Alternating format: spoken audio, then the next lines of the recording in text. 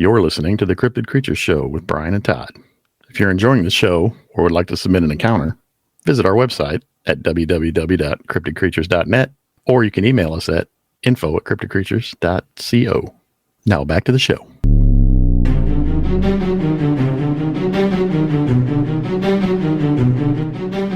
It was around 2 a.m. and I had the bedroom window open. Whatever it was, I heard 5 distinct voices.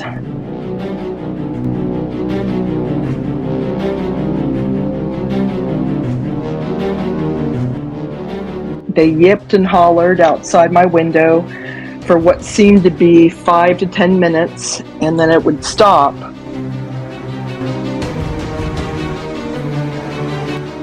Each time I peered out the window, I couldn't see anything. This howling went on 4 times on the hour. Some of it was almost demonic. This is the Cryptid Creature Show. I am Brian, and with me as always, my co-host Todd. What's up, buddy? Brian, we got another good show tonight, as usual. We got another Bigfoot encounter coming on, so yeah, gonna bring Jennifer on. She had an encounter, and she's gonna talk about that. So let's bring her on and see what she got to say. Yeah, man, let's get her. Hello. Hey, how you doing? Good. How are you? Good. Well, thanks for being here and talking with us tonight. Okay. So you had a Bigfoot encounter, Mm-hmm. and where did that happen? I had to write everything out. That's fine. This whole That's fine. thing went on for a period of 11 years. Oh, okay. And it's a real long story, Okay. but it's a real interesting one, and there are a lot of twists and turns. So, Okay. Why don't you go ahead and okay. just jump into it then? okay. I'll go into it, and if you have any questions, please stop me, and we'll just talk about it. I'll try to make it as natural as possible, but Oh, you're fine. Just like I said, it's do a your long thing. story, and I don't want to leave out the detail. Sure. That's all right. So, but I do want to say I love your podcast, Well, thanks. Well, thank you. and it's very high quality, case studies. I appreciate It's that. not the typical "there I was" type stories, Right. that you hear. Right. Right. We So, appreciate that. Thank you. Well, yeah, we thank you.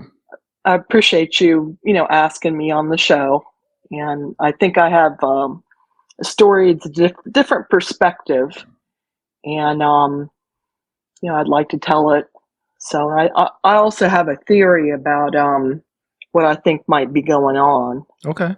And Okay. I suspect We a lot like of that. people have the same theory, but maybe they're not so willing to talk about it, Right. Probably. So, all Well, right. we're excited to hear it. So whenever you're ready. And you know how you go in, typically you with your podcasts, you ask questions at the end about the if you've had any other cryptid encounters. I have had another encounter, and this one I actually did see. And we have a local legend here. It's called the Snallygaster. I don't know if you've heard of it or we've not. heard of it. Yeah, Yep. sure have. It's basically a flying pterodactyl bird, Okay. dinosaur. Mhm. And I did see it, and I've heard it twice going over my house. Interesting. Wow. What state So, are you in, Jennifer? Can we ask real quick? I'm in West Virginia, Preston County, West Virginia. All right. My story actually occurred in Harrison County. But I just wanted to let you know that I do have some other things to talk about. All right. And Okay. my parents did have a Bigfoot encounter too. Oh. That was in Vermont. But if you want to go Wow. ahead and start. Do you mind if I put this down? Because I can't read it and hold the... You do however you need to. We're Yeah, just do what you listening. got to do. Okay. All right. And like I said, if you have any questions, just, feel free to jump in there. Okay. Okay. My story went on for a period of 11 years. It was 2004 through 2015. We had bought a log home on 44 acres in Harrison County, West Virginia. The property was shaped like a horseshoe with hills all around it. The house sat on a 12-acre meadow at the back of a wood line. There were 2 barns. one a horse barn behind the house, the other a hay barn midway up the hill overlooking the house. The hay barn had 3 walls with an open front covered by gates. My neighbor wanted to trade the barn in exchange for use of his tractor and farm work, and I kind of wanted to get rid of it because it kind of looked like the shack on the hill. It had never been stained and it was no longer functional because it had these huge ruts dug out in the floor, and it looked like a large animal had been sleeping there. Huh. My neighbor took the barn down in sections so he could quickly put it back up on his property. That night, after the last piece of the barn was relocated, the terror began. It was around 2 a.m., and I had the bedroom window open since it was late spring. My husband was on a business trip, so I was alone with my 2 young puppies. Whatever it was, I heard 5 distinct voices. They yipped and hollered outside my window for what seemed to be 5 to 10 minutes, and then it would stop. An hour would go by, and then it would start up again. Each time I peered out the window, I couldn't see anything, despite the barn light illuminating the driveway. My pups were so scared, they were shaking, so I closed the window and held them in bed until morning. This howling went on 4 times on the hour. Some of it was almost demonic-like. It was cackling, screeching, and almost resembled laughter. I honestly felt that I had been introduced to West Virginia coyotes. I had lived 42 years in Washington, D.C., and I thought, this must be what it's like to live in the country. I didn't go out because I only had a revolver at the time, and I heard at least 5 different voices. So later on, I bought a shotgun. It didn't happen the next night or the next, so I thought it was just an isolated event. What I couldn't understand was that I have never known any animals to take revenge like that. That is something man does. Animals don't understand property lines and fences. How did these creatures know that I was the owner of the barn and where my bedroom window was? You would think if they were so attached to the barn that they would go over and harass my neighbor. It just didn't make any sense. We never had another incident exactly like this one where they came down to the window, but we did hear screeching and yipping, almost like hyenas, occurring in the middle of the night, maybe 2 or 3 times per month on the hills. I went to a lecture on coyotes from a big game hunter, and he described how coyotes will walk a 40-mile radius of their territory and how they can mimic dog barks and use them to signal other coyotes. I just thought I had found my answer, and it was coyotes. When I would hear the screeching, it would get pretty violent. I thought they got excited when they attacked their prey and were in a feeding frenzy. One morning, I woke up to what looked like a giant red circle in my front meadow. When I drove the RTV up to it, it was a large buck torn to shreds in a bloody circle. Another time, we could see from our house this long red thing hanging on the fence line in our back meadow. When we drove up to it, it was a spinal cord of a deer just hanging on the fence. Wow. It was a fresh kill since the surrounding tissue on the bones and joints were still red. At first, we thought the coyotes were chasing the deer, and when it tried to jump the fence and it got caught, but that didn't make any sense either. The fence line was made up of old, large tree branches strung with barbed wire, and the barbed wire was so brittle you could break it with your hands. So a deer struggling on the fence being attacked by coyotes would have surely collapsed the fence, but it was still standing. That spinal cord was definitely placed there by something that had hands. There were other creepy things about the property I should mention. For most of the time I lived there, I never saw a rabbit, groundhog, or any small animals. We even had a trail cam that didn't record anything either. Not something you would expect when you move out to the country. Also, when we first moved in, the horse barn was full of bones. The previous owner had been storing hay on pallets in the barn, and under the pallets were all these deer bones.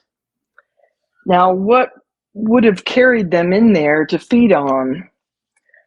Coyotes would leave the bones where they killed the animal, but something carried them in, and they inserted them through the pallet slots onto the floor.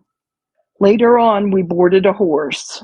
The horse's owners cleaned out the barn and did everything to make the horse comfortable. That horse was always scared of that barn and preferred to sleep at the edge of the property line in the meadow. When I would go out in the morning to feed and water the horse, I would hear what sounded like dog barks signaling to each other that I was approaching. I never saw anything, and I just thought they were coyotes. So this is where the story gets even stranger. I had these two guys that would do lawn work for me. The older one would always ask me about the coyotes, and one time the younger one just burst out into laughter. He very reluctantly told us this story. Apparently his sister was mixed up with this group, and he wanted to keep it quiet. He described a network of teenagers who would text each other when they were going to meet up, sort of like a flash mob, to play vampires and werewolves in the woods. He said they selected different locations to go each time, mainly at night, and everything was based after the vampire and werewolf wars depicted in the Twilight TV series and book. He said many of the participants dressed in character to fight each other with fake swords and knives. Well, one day I was outside cleaning my porch and windows with my dogs when we heard this screaming and yelling going on deep inside the woods. No joke, it sounded like 30 people at one of those Civil War reenactments battling each other about 10 minutes, and then everything went silent. I was washing a window on the back side of the house when I heard two young male voices making their way down towards my home. I even got a glimpse of them, and I was going to ask them if they were lost, tell them this is private property, and then show them the road out. They must have eventually saw me because they never stepped out of the woods and went quiet. Later that week, I was up on the ridge where the gas well is located, and the weller came to attend the well. I told him my experience, and he said that explains why he found a vampire book left on the tank stairs. Also, he has found toilet paper and clothing along the well road. So at this point, I suspect the deer kills were made by coyotes, but I thought the stories of the Harrison County Howler are definitely kids hoaxing in the woods. When you wake up in the middle of the night and hear these things, you're half asleep, and what you perceive at night is much scarier than in daylight. However, and this is a big however, the vocalizations did sound different. So we started to leave a voice-activated tape recorder in the window at night. It recorded several vocalizations, and we tried to find matches of animal voices on the internet, but nothing quite matched. In 2015, we sold the property and moved. I chalked it up to just another unsolved mystery. until I read Dr. Russell Jones' The Appalachian Bigfoot. The beginning of his book explains his East Coast research, and the second half is credible case study after case study. Several of the stories describe demonic hyena-like voices that sound like they are almost laughing. But what really convinced me was a documentary on the Sierra Sounds. The men on this hunting trip were so scared of the multiple Bigfoot howling that they barricaded themselves in a hollow tree until morning. They made a very clear tape recording of the vocalizations, and guess what? They were exactly what we had been hearing all these years. Now I am a Bigfoot believer. So I do have a theory if you want to discuss the story. You moved into this place and there was this barn. Mm-hmm. And supposedly, from the way it sounds, these Bigfoot creatures were inhabiting this barn, apparently, before you moved there. Yeah, I think both of the barns they were in. Because I could never figure out what carried those bones in. And they were in the slots underneath the pallet. Right. You know, it just didn't make any sense. An animal wouldn't do that. Right. No. Okay, so what's your theory? Okay, I was watching a documentary on the Indian Wars and how the government pushed these people back into uninhabitable environments like the Florida Everglades, deserts, and freezing northern Canada. I started to think about this because Native people claim Bigfoot is a dangerous ancient Indian who they once coexisted with and carefully traded with. So if the Indians got pushed into these remote areas, could the government have done the same with Bigfoot? According to Dr. Jones' research, most of these sightings occur in national and state parks as well as wildlife management areas. Did the government contain them there? I was reading that the average person doesn't venture more than a quarter mile into a forest. So if that is true, these areas would be ideal for containing Bigfoot. I think there is a really big clue in the name, Wildlife Management Area. Think about it. Interesting. Yeah, that's a good point.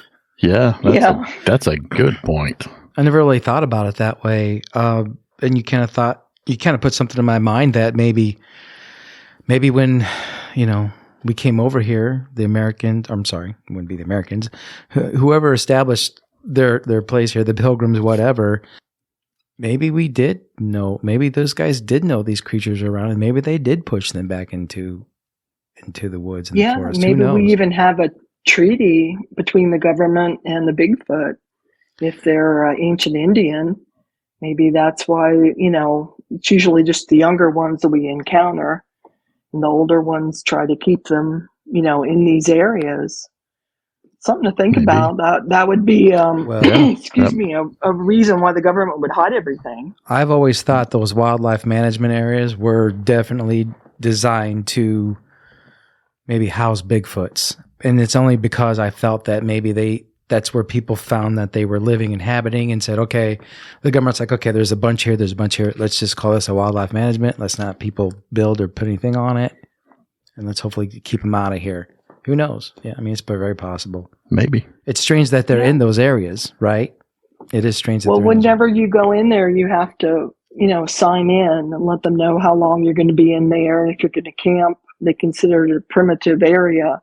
They want to know how long, and where exactly you're going to camp. Where you're going to be, so they know if you don't come out. A lot of people have sighted them in there. Mm-hmm. And when they've told a park ranger, they'll do something to push back their food source and try to contain them. So, the whole thing is very strange. And I don't think I came up with the idea. I think a lot of people have thought it for a long time, but I've never heard anybody actually come out and say it. So I'm going to say it. Yeah. And, I'm glad you did. Yeah, that's something good to think about. I've heard coyotes howl at each other, scream at each other before. I've watched those videos, and it's crazy the way they sound. I mean, you wouldn't think that they could sound like that, But I will say that the Sierra sounds sound way different. But there's a definite difference Yeah. between those sounds and coyotes. Yeah, and the Sierra sounds, Yeah. they sound way different. Yeah. So if you're You saying, can tell they're more human than animal. And You can the just range tell by the tone of of the their sound voice. is so much more than, Right. A human. When those kids were on my property, I could definitely, the sounds they were making, you could tell that it was a human faking it. But, the noise that we would hear at night was just completely different. And, I can honestly, part of the reason why I wanted to tell my story was so people could understand, okay, you live in this remote area, you have all this property, why is it you never see these things? Well, a lot of times we think there's something else, and people don't talk about it to each other. And, Right.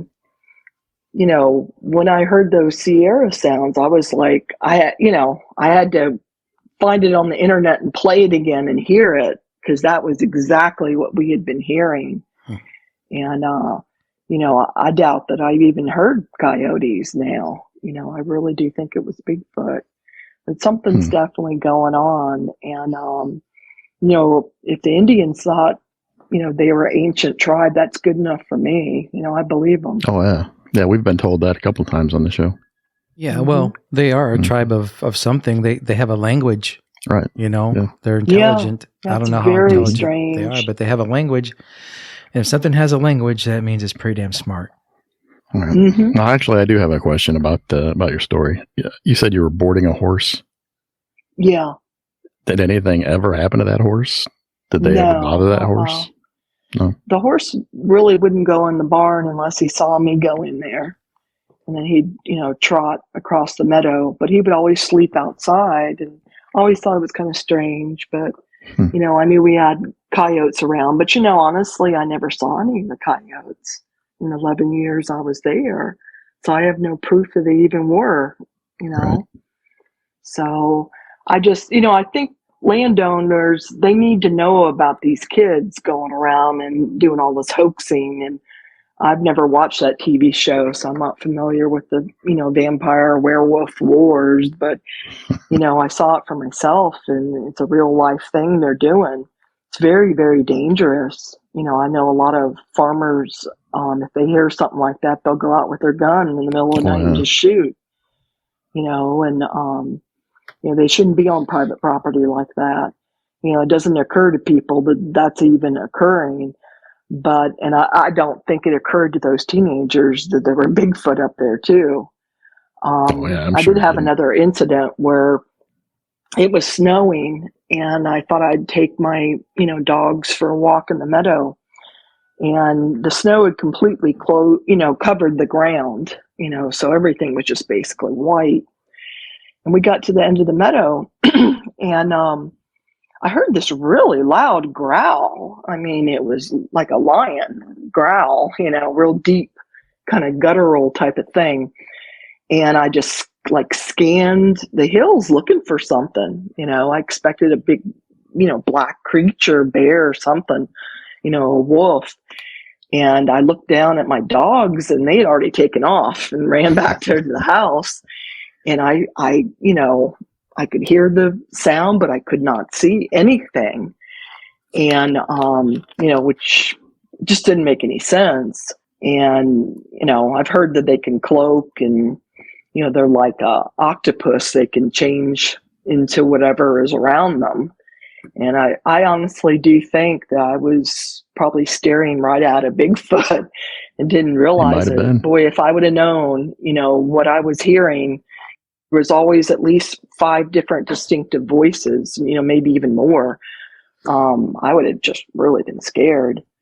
But I just assumed they were coyotes and bear, and usually a bear will turn around and go the other way, and they never bother you. Right. And I just had no idea what I was up against. Sounds like they were living and spending a lot of time in that barn. Yeah, the owner that had the property before me, he was divorced, and he was, wasn't spending a lot of time on the property, and he kind of let things go, and he had definitely let the animals take the barn over.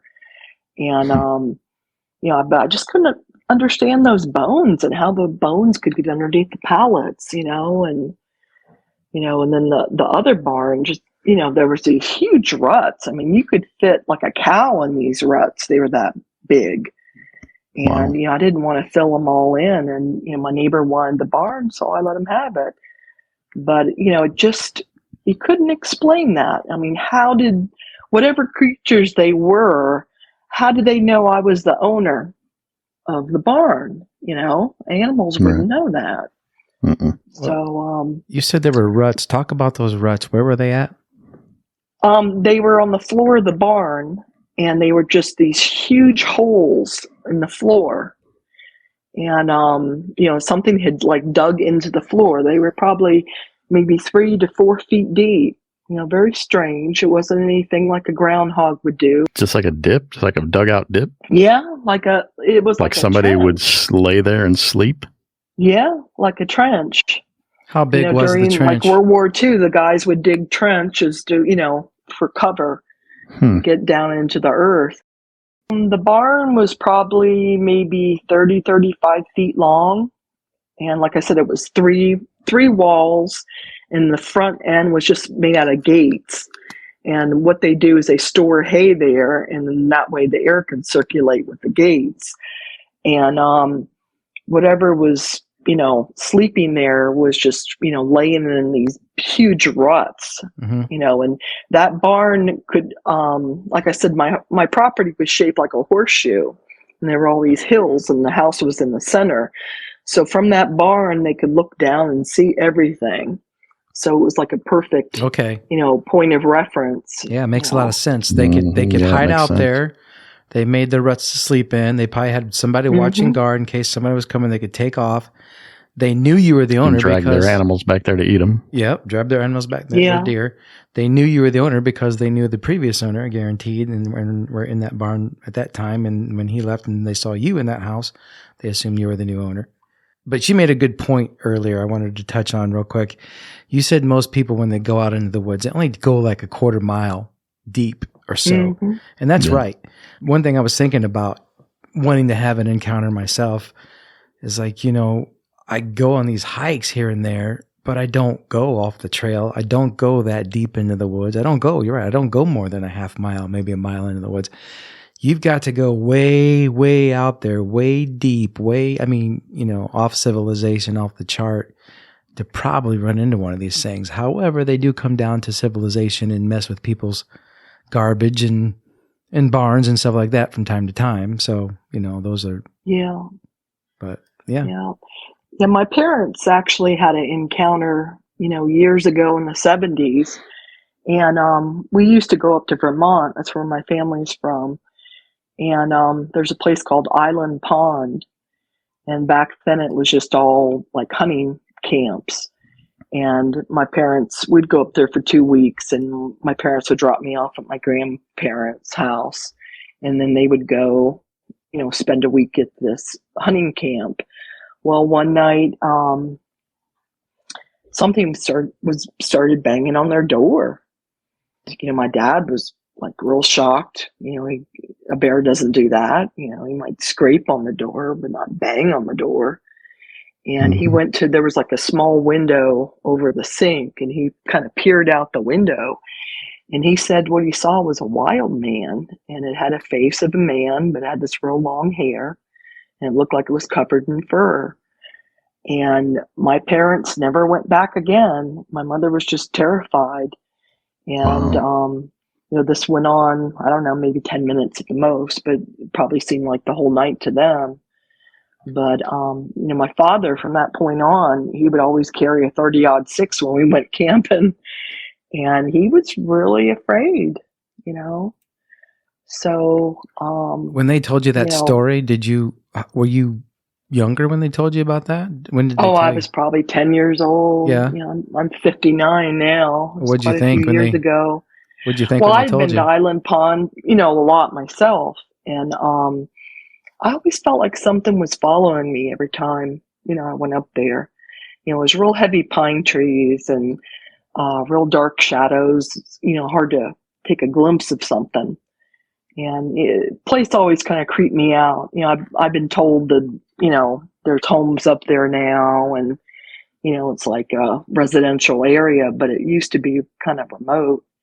But they did have that incident, and something to think about. I think these things are real. I don't think people are crazy. I believe they're stories.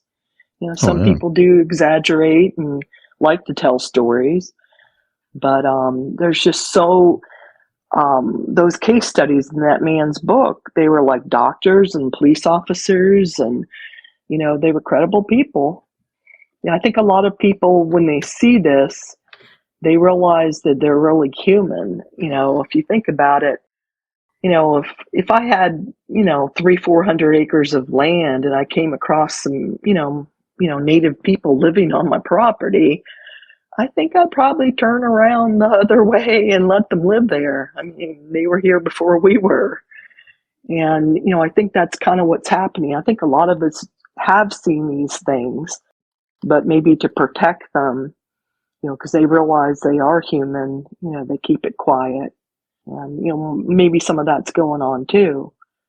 But I think a lot of people, more people are coming forward now than they used to because they're hearing this or hearing other people come forward and tell their stories, and they're feeling more comfortable about it. But I also think a lot of people are still seeing these things and you're right, not saying a word to nobody because they don't want to look like a fool, whatever reason. They don't want to believe it. So people freeze up. I told one of my friends the story, and we've been friends for years, and she just kind of froze up. And, I don't think they can process it. It's just so different. I don't think they want to. Yeah, and maybe it's fear, and maybe that's okay. I've said it before. There's people that just don't want to know that we're not the only things that live on this planet. Yeah, we're not the only ones here, but we're not. But we should be aware. And, that man's book pointed out that I think he was talking about Yosemite and how there's more people to go missing in the United States. That is the number one park for people to go missing in, and everybody thinks everything is just so safe and, it's a fun place to go camping. And, you should be aware. There's a lot of things that are, not what you think in the woods. Yeah. I think people need to be informed, and if the government is managing these, animals or people on this property, I mean, maybe we all need to talk about that, Well, it's just how we're raised, we're not, if we were told as young kids, hey, Bigfoot are real, they're out in the woods, stay away from them. You might see one day, just ignore it. If we're taught that as kids, we can grow up and not think two things about it. How many times were you told about something as a kid that maybe till to this day you've never seen in person, but you believe it's there because you've seen pictures, you've read about it, and you've been told it was there? And why is that so easy for people to believe those things, but yet we're bringing proof forward with pictures, with documentation. And more proof as time goes on. There's a lot of proof. Still want to deny it. Mm-hmm. How much more do we have to do? They want the body. They want the body. Well, it's like everybody's been saying. They need the body. Science needs the body. Yeah, but if he's human, we can't kill him. There's people out there that's murder. that don't think that. But I agree with you. It is murder. I think he's human. Yeah, we got to protect him. There's some kind of human in them. They might be a cross between a human and a gorilla. I don't know, but there's something human about them. There's some human DNA in them, I believe. I think so. Because of what we heard and what we've. That's why they always say these findings are always inconclusive, or Yeah, and that's why they're not killing us, because they recognize that we're their cousins, Yeah, and they probably don't feel right. Oh, I think they have a lot of tactics to scare people. Yeah, I mean, they talked about. I think they're good at doing that. They've talked about them being cannibals, or certain ones being cannibals and everything. Who knows? I just think these things are cavemen. I think that's what cavemen were, and they still are, and they've been here. They've never changed because they've never come out of the caves in the woods. They've stayed there and it's been their thing. And we're encroaching on them more and more as time goes, right? So. Yeah, and they're burying those bodies in the caves probably, and that's why you're not seeing them. That's what we think too. I think government and science already have bodies. They're just not telling us. I'm sure they're in the freezers of the Smithsonian as we speak. It might be in that big basement. I mean, yeah, if you could only get a connection to it, I know. somebody would tell you. Maybe that's what we need to start working on. Maybe somebody will, send us a picture or do something. They don't have to identify themselves. Right. But eventually it's going to leak out. We'll have our very own Deep Throat. Yeah, Deep Throat. They're out there. Send us some top secret pictures. We're going to call for some help. That'd be awesome. Well, if you gotta look at it, like if the government would say Bigfoot are real, they probably wouldn't look at him as a Bigfoot. You'd have to look at him as another species of subhuman, something we've never known to exist. And how are they going to explain that? And if they do, they'd have to reclassify him for sure. We're going to go, wait a minute.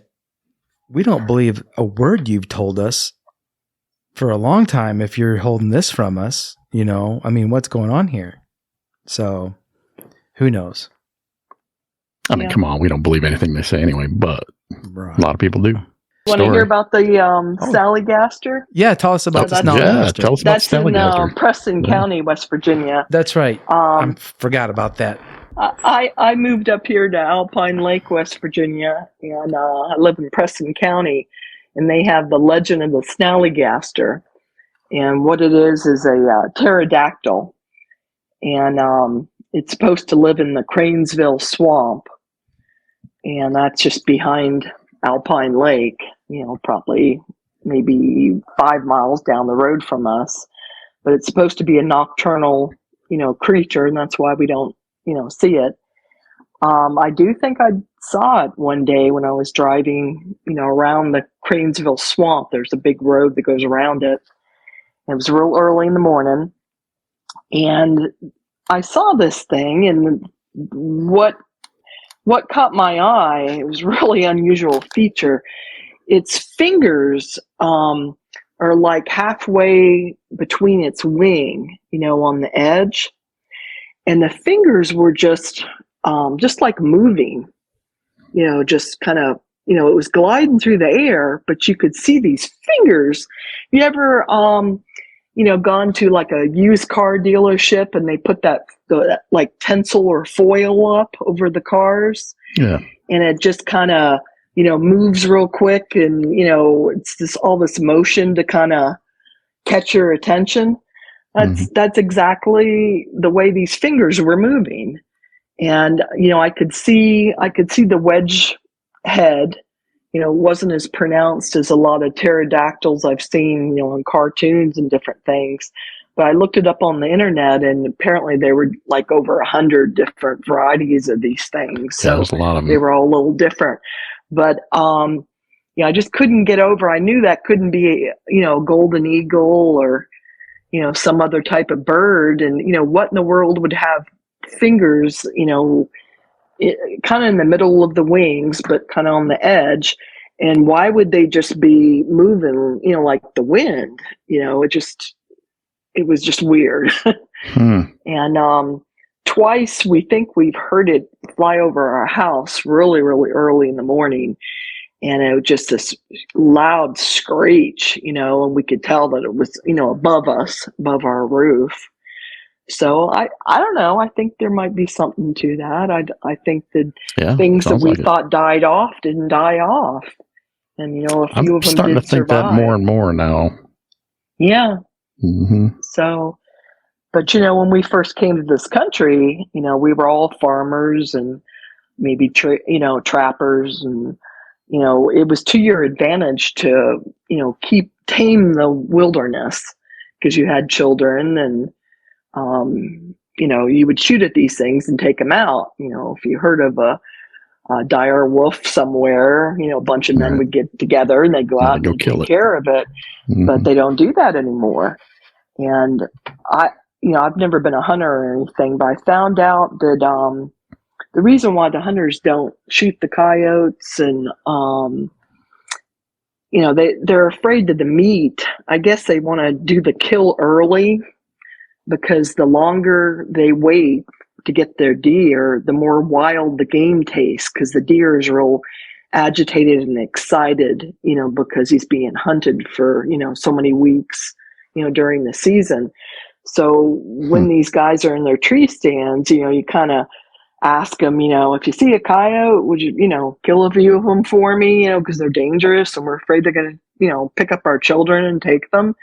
They don't really want to do that because they don't want to waste their shot, so it's a completely different environment today, when people are just hunting for a few weeks, out of the year versus, back then when it was a real survival thing. And, we needed to communicate with each other and let each other know when we saw something that was strange, and then explore and see what that was.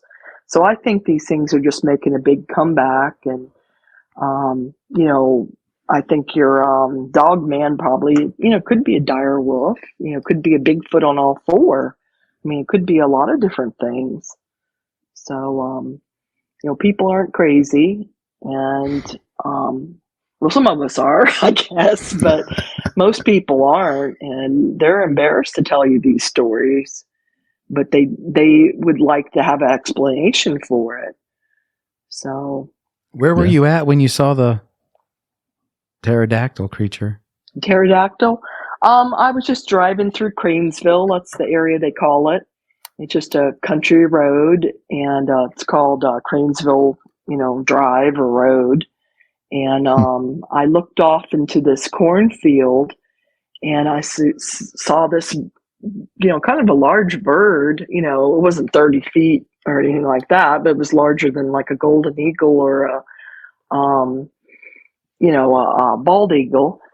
And what caught my attention was those fingers moving. It just didn't make any sense. They were just like flapping in the wind. And I thought, I've never seen anything like that in my life. That must be what they're talking about. And I have talked to several, people that live around here, and they've told me their story. And they've even one man even told me he had gone into the swamp and saw one, drinking, in the swamp. And, it was just, he thought it was like maybe a juvenile or something. So it didn't appear aggressive or anything like that. But it appears to be real. How far away from you do you think this thing was? If you saw its fingers flapping, you couldn't have been too far away. Well, it's kind of hard to tell because it was up in the air. It really, close enough that I could see detail, but I really focused on the hands because they were so strange. I didn't really see that. I could see that the head looked very kind of bent over and elongated, like it had like a big bill, but the head wasn't as wedged as, the typical pterodactyl. But I just couldn't take my eyes off those fingers. It was just so strange. On both sides, they didn't have any rhythm to them. They were just, moving erratically. And I thought, well, that's got to be what it is. So one survived, Did it make any noise at that point when you saw it? No, I didn't hear any screeching or anything like that. And it just flew off, into the wood line. And that was it. But I can't think of what else that would have been. Well, there's got to be more than one. Yeah, definitely. And maybe they're nocturnal. A lot of animals are nocturnal and we just don't see them. Maybe they hang out in caves too. Yeah. Something that big. I mean, if it's in the trees, you'd see it. Yeah. Mm-hmm. Did it have any feathers or anything like that? Or what did you notice about its body? I don't know that I would be that close that I could, see if it was scales or, feathers.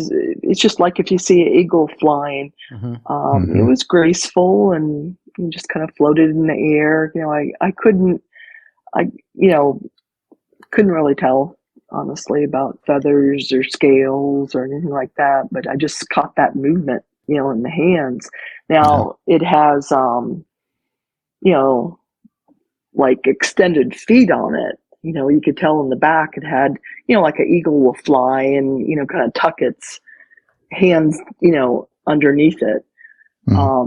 It kind of did that, but it had these additional things on the wing, that moved. I don't see how they were, functional. I don't know, what maybe they have some type of sense in them to sense the temperature. Maybe that's why they're moving that way. I mean, I don't know anything about it. You have to talk to an archaeologist.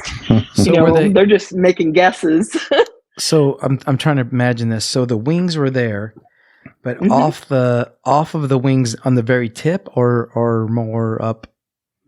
About midway through the wingspan, up of the top, the edge of the wing was like let's see, I'm going to try to show you my hand here. It's like a little hand. Yeah. Yeah, like a little hand. And, it wasn't like the hand was moving. It was like the fingers were moving. Let me ask you this. If it would bring its wings together, would those hands be able to hold something in front of it, that kind of thing? Maybe. Yeah. I'm sure. Yeah. I've seen pictures of that before, and those were pictures of the Jersey Devil that people were telling me people were saying that they saw. Did I've always kind of like that. I don't know, but the pictures that they drew or they saw had those little hands on the wings, on the top of the wings like that. And I've always kind of thought that people saying that pterodactyls are still around, or maybe they are. Maybe that's what people are thinking the Jersey Devil is. I don't know. I don't know if there's a correlation or not, but that's kind of weird with the hand thing, regardless. I could see there'd be a mistaken identity there. Yeah. Yeah. I wish some scientists could explain it. Maybe there was a use, for these. I did see that video out west where the pterodactyl turns around and looks at something. This man had taken a really good video of this thing, and it really looked real to me. I haven't seen that one. I haven't seen that one. Let's look that one up. Oh, you haven't seen it? Yeah.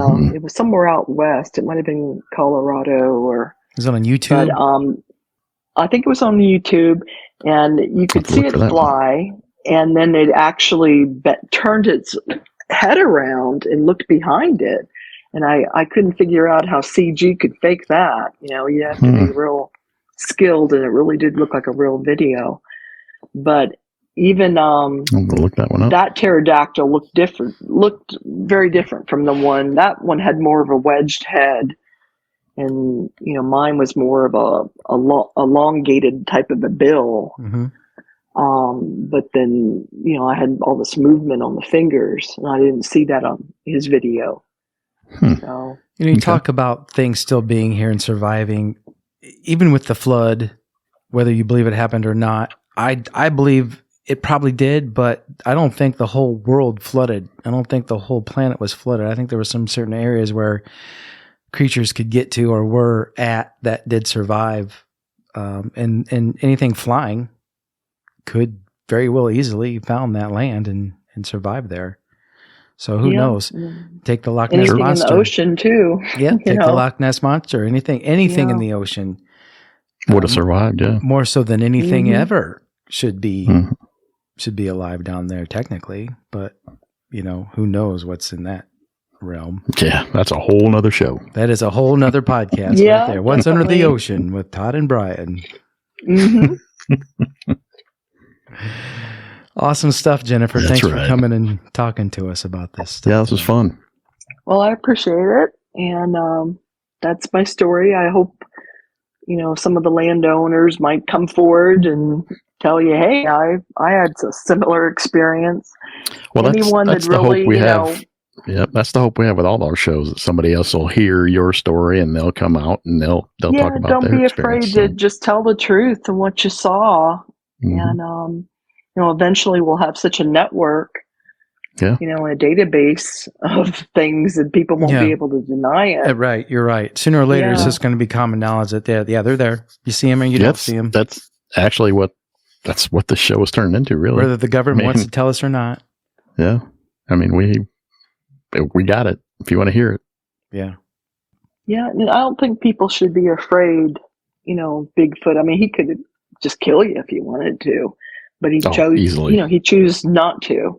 I've heard that some of them are aggressive, but some men are aggressive. Yeah, some I think they're just like people. I think they're just like most of us are.